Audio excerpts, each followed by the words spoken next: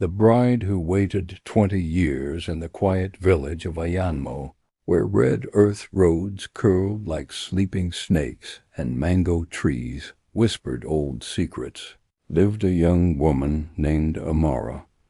She was known for her gentle smile and the way she listened, truly listened, when people spoke. But long before the gray touched her hair, people knew her by another name, the bride who waited.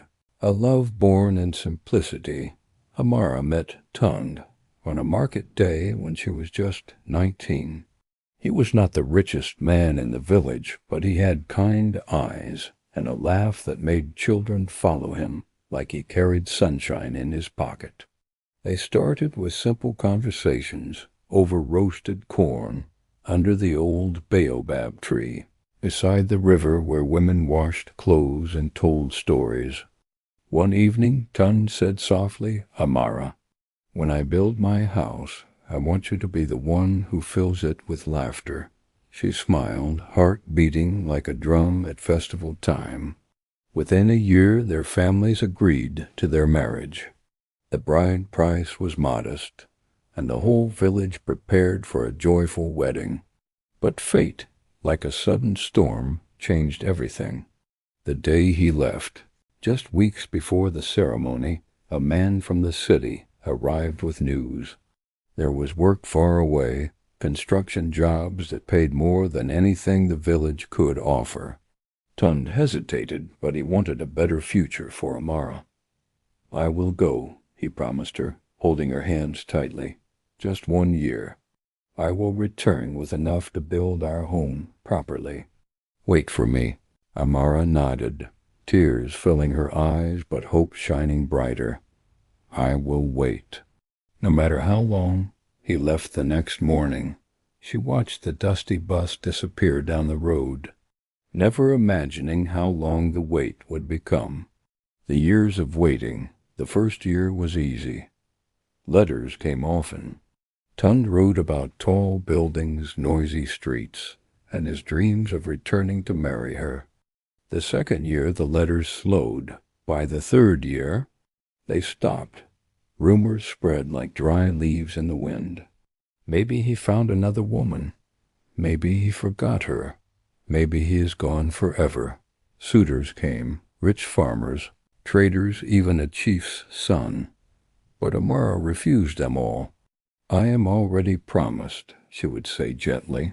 Her parents worried. Her friends whispered. But she kept waiting.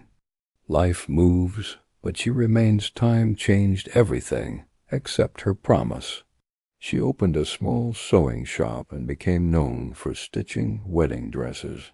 Ironically, she helped many brides walk toward the happiness she had been waiting for.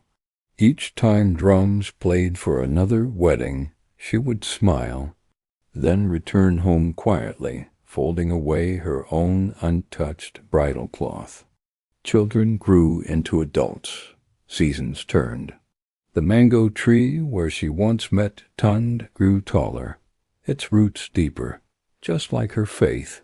Years 10, 15, 20. People stopped asking why she waited. They simply accepted it as part of who she was.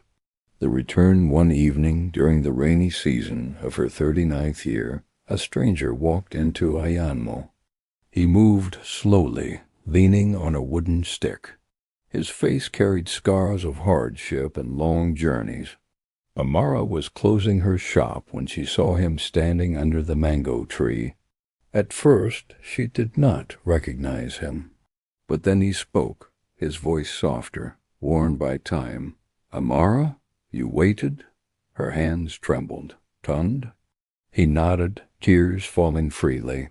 He told her how an accident had left him injured, how he had lost contact, how shame kept him away when he had nothing to offer. "I thought you would forget me," he whispered. "I thought you deserved someone better." She looked at him for a long moment, not seeing the broken man before her, but the boy who once promised her a house filled with laughter. "I did not wait for wealth," she said quietly. "I waited for you. A wedding 20 years late, the village gathered again, older now, wiser, carrying stories of their own. There were no grand decorations, no expensive feast, but there was something deeper, a love that had survived silence, time, and doubt. Amara walked down the dusty path wearing the same bridal cloth she had kept for 20 years. It no longer fit perfectly, but she wore it proudly. As they exchanged vows beneath the mango tree, even the elders wiped tears from their eyes, not because it was a perfect love story, but because it was a faithful one, the real meaning of waiting. Their life together was simple. No grand house, no riches, just quiet mornings, shared meals, and laughter that returned slowly but surely. Sometimes young couples would visit Amara and ask, "Was it worth waiting so long?"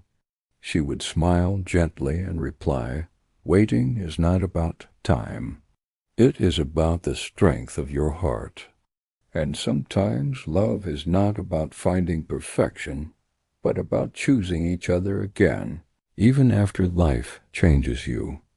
And so the woman once known as the bride who waited became something even more beautiful. The bride who finally found peace